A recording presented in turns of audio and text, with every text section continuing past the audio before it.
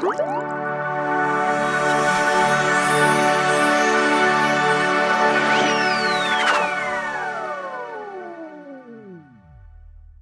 adik-adik, apa kabar yang di rumah? Pasti dalam keadaan sehat kan? Dan tetap sukacita.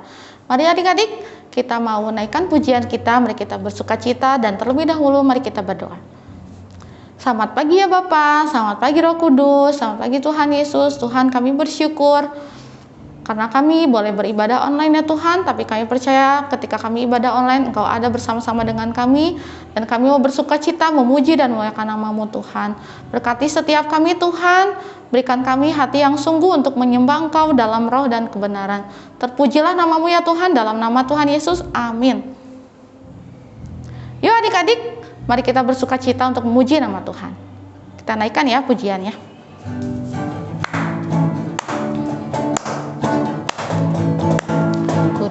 Daki gunung yang tinggi, ku turun lembah yang dalam, ku melintasi padang rumput luas membentang, Yesus besertaku. Ku daki gunung yang tinggi, ku turun lembah yang dalam, ku melintasi padang rumput luas membentang, Yesus besertaku. Di kanan Kau ada, di kiri Kau ada, di atas dan di bawah Kau ada. Di suka Kau ada, di duka pun Kau ada, karena Engkau Yesus. Sekali lagi adik-adik. Ku daki gunung yang tinggi, ku turun lembah yang dalam, ku melintasi padang rumput luas membentang, Yesus besertaku. Sekali lagi. Ku daki gunung yang tinggi, ku turun lembah yang dalam, ku melintasi padang rumput luas membentang, Yesus besertaku. Di kanan Kau ada, di kiri Kau ada, di atas dan di bawah Kau ada. Di suka adik-adik, di suka Kau ada, di duka pun Kau ada, karena Engkau Yesusku, karena Engkau Yesusku, karena Engkau adik-adik, karena Engkau Yesusku. Beri kemuliaan untuk Tuhan kita. Yuk adik-adik, mari kita siapkan hati kita, pikiran kita untuk kita masuk dalam firman Tuhan. Biarlah firman Tuhan boleh menjadi pelita bagi kaki kami dan terang bagi setiap jalan-jalan adik-adik semuanya. Yuk mari kita naikkan pujian kita.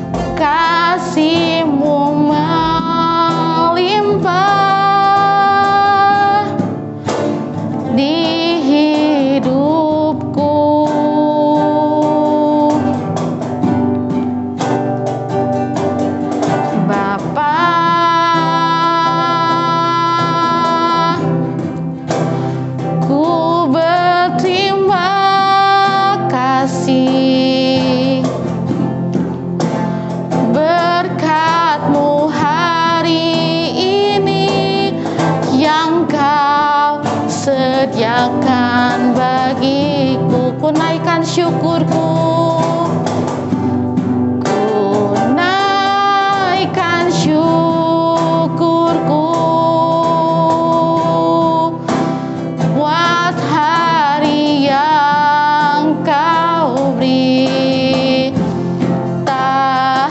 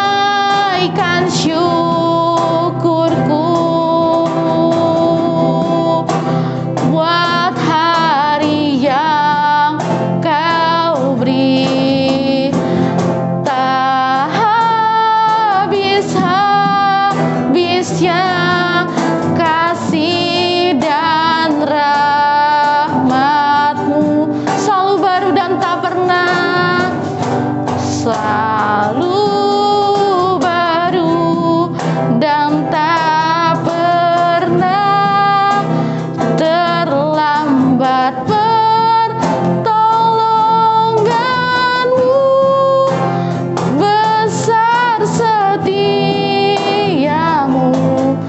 di sepanjang hidup. Ku naikkan syukurku, ku naikkan syukurku buat hari yang Kau beri. Tak habis-habisnya kasih dan rahmat-Mu, selalu baru dan tak pernah terlambat. Pertolongan-Mu besar, setia-Mu di sepanjang hidupku. Besar setia-Mu, besar setia-Mu, besar setia-Mu, besar setia-Mu, besar setia-Mu, besar setia-Mu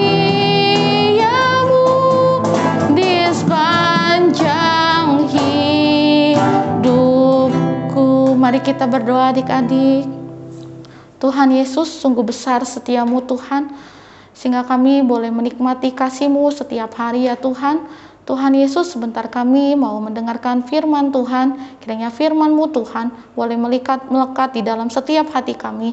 Berkatilah guru-guru sekolah minggu yang akan mengajarkan kami, sehingga kami boleh semakin mendekat memuji Engkau dan memuliakan nama-Mu ya Tuhan. Terpujilah nama-Mu ya Tuhan. Di dalam nama Tuhan Yesus kami telah berdoa dan bersyukur. Haleluya, puji Tuhan. Amin. Shalom adik-adik, apa kabar? Pastinya luar biasa dong ya. Kali ini Kak Evan akan membawakan firman Tuhan yang berjudul Kasih Allah Mengubah Hidup. Sebelum kita masuk ke firman Tuhan hari ini, Kak Evan mau tanya dulu nih. Adik-adik pasti pernah bermimpi kan? Apa yang muncul dalam mimpi adik-adik? Apakah mimpi itu menyenangkan atau menyedihkan? Banyak orang berkata bahwa mimpi adalah bunga tidur. Benarkah demikian? Nah, adik-adik, Yakub ternyata juga pernah punya pengalaman tentang mimpi loh. Tahu kisahnya? Yuk adik-adik, kita buka Alkitabnya di Kejadian 28 ayat 10 sampai 22. Di sini diceritakan Yakub telah mempercayai Esau, kakaknya, untuk mendapat berkat dari Ishak, sehingga Esau saat marah pada Yakub. Mengetahui hal itu, Ribka, ibu mereka, menyuruh Yakub untuk pergi ke Haran, ke rumah saudara ibunya itu, Laban. Perjalanan Yakub dari Beersheba ke Haran sangat jauh, sehingga tidak bisa ditempuh dalam 1 hari saja. Ketika malam tiba, Yakub berhenti di suatu tempat bernama Luz untuk beristirahat. Ia mengambil sebuah batu yang terletak di tempat itu dan dipakainya sebagai alas kepala, lalu membaringkan dirinya di tempat itu. Saat tertidur, Yakub bermimpi. Sebuah tangga yang didirikan dari bumi dan ujungnya sampai di langit. Dan ia melihat malaikat-malaikat Allah turun naik di tangga itu. Kemudian Tuhan di sampingnya dan berfirman, "Akulah Tuhan, Allah Abraham, nenekmu, dan Allah Ishak. Tanah tempat engkau berbaring ini akan kuberikan padamu dan kepada keturunanmu. Keturunanmu akan menjadi seperti debu tanah banyaknya, dan engkau akan mengembang ke sebelah timur, barat, utara, dan selatan. Dan olehmu serta keturunanmu, semua kaum di muka bumi akan mendapat berkat. Sesungguhnya, aku menyertai engkau, dan aku akan melindungi engkau kemanapun engkau pergi. Dan aku akan bawa engkau kembali ke negeri ini, sebab aku tidak akan meninggalkan engkau, melainkan tetap melakukan apa yang kujanjikan kepadamu. Ketika Yakub terbangun dari tidurnya, ia berkata, "Sesungguhnya Tuhan ada di tempat ini, dan aku tidak mengetahuinya. Alangkah dahsyatnya tempat ini. Ini tidak lain dari rumah Allah. Ini pintu gerbang surga." Setelah itu, Yakub mengambil batu yang dipakainya tidur dan mendirikan itu menjadi tugu dan menuang minyak ke atasnya. Dan Yakub menamai tempat itu Betel dan bernazar pada Tuhan bahwa ia akan selalu mempersembahkan 1/10 dari semua penghasilannya. Nah, mimpi Yakub di Betel menjadi babak baru dalam hidup Yakub. Ia yang tadinya begitu egois, mementingkan kepentingannya sendiri, sampai melakukan penipuan terhadap Esau kakaknya, berubah menjadi pribadi yang berbeda. Janji penyertaan Allah padanya mengubahkan hidup Yakub secara luar biasa. Yakub menjadi memiliki pengharapan. Ia tidak takut lagi karena Allah berjanji akan menyertainya, sebagaimana dulu Allah menyertai nenek moyangnya. Kasih Allah memberikan Yakub keberanian untuk pada suatu saat nanti kembali ke rumah, meminta maaf pada Esau kakaknya, dan memperbaiki hubungan yang rusak menjadi baik kembali. Tentunya, setiap kita pun merasakan kasih Allah dalam hidup kita. Dari dulu, sekarang, dan selamanya, kasih Allah tidak akan pernah berubah. Jadi, sewajarnya kita pun mengalami perubahan yang sama seperti Yakub. Yakub dari seorang egois dan mementingkan diri sendiri berubah menjadi pribadi yang mengasihi dan taat dengan Allah. Oke adik-adik, ayat hafalan kali ini diambil dari Efesus 4 ayat 23. Kak Evan bacakan satu kali, lalu adik-adik hafalkan ya. Efesus 4 ayat 23.